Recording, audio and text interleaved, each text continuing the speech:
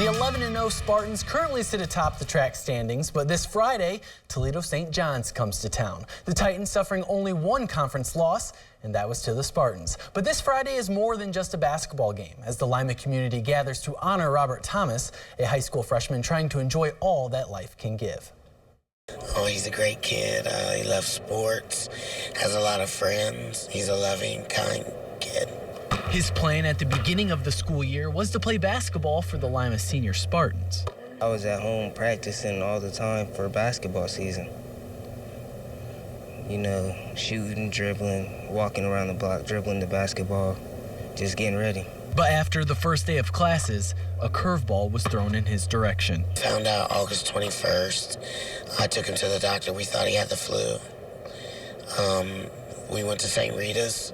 They found fluid behind his heart and lungs, and they immediately sent us to Columbus. Rob was diagnosed with Non-Hodgkins lymphoma, a cancer that affects the immune system. It was devastating. I have to tell a 14-year-old kid that his life has basically come to a halt for now. It was a hard thing to do. I couldn't believe it. I just thought my life was going to come to an end. But I realized I have my mom and people that care about me to support me. Many of those supporters are right here in Lima. This Friday, the Spartans square off against Toledo St. John's. Rob will be honored as the special Spartan, and money will be raised from the event for him and his family. To be able to play for a kid like Robert Thomas is a wonderful thing. It's a blessing.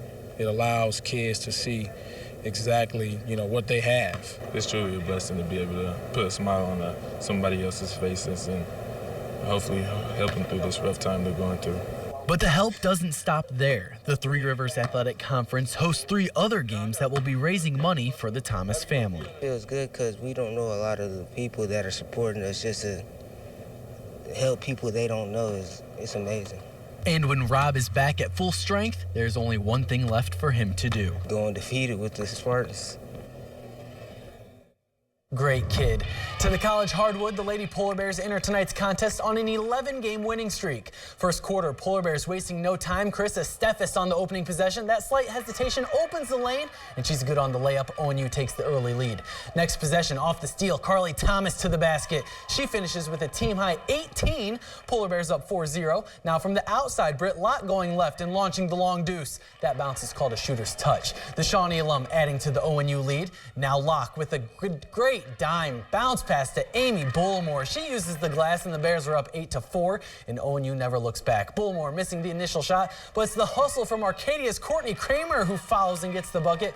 Polar Bears lead pole to pole and win their 12th in a row, beating Heidelberg 61-51. Now to the NBA, the Cavaliers, fresh off a bad loss to Golden State, look to rebound in Brooklyn. First quarter, off the turnover, LeBron James full steam ahead going in for the jam. Cavs tied the game early. Second quarter, Kyrie Irving has some handles. Uncle Drew works his way in and hits the tough floater. Cavaliers lead by 6. Later in the second, the King in the post spins around a defender and the layup falls. Cavs up 51-38 at the half. Into the third, Cleveland pulling away. Matthew Dellavedova finds James, who pulls from deep. LeBron chips in 17 for the night, and it was over in the fourth. Delly going inside and hitting Tristan Thompson for the alley-oop. Thompson records a double-double with 14 points and 10 rebounds as the Cavs cruise 91-78. We need to take a break here on Your News Now Sports, but when we come back, the Browns stealing the show this Wednesday afternoon. Hear what the team has done and is trying to do after this quick timeout.